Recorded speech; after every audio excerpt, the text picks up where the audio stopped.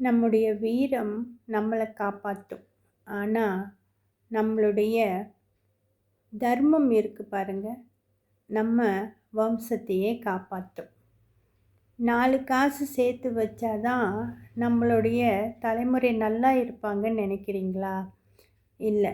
நாம் நல்லவங்களாக இருந்தாலே நம்மளுடைய குழந்தைகள் நல்லா இருப்பாங்க.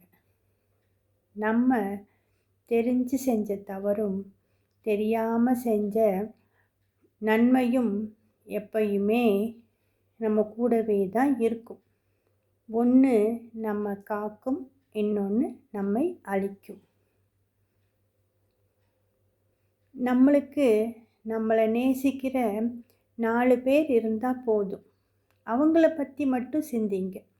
அந்த 4 பேர்த்த மட்டும் சிந்திச்சிங்கன்னா நம்மளை வெறுக்கின்ற 100 பேர் இருந்தால் கூட அந்த 100 பேரை பற்றி சிந்தனையே வராது நமக்கு.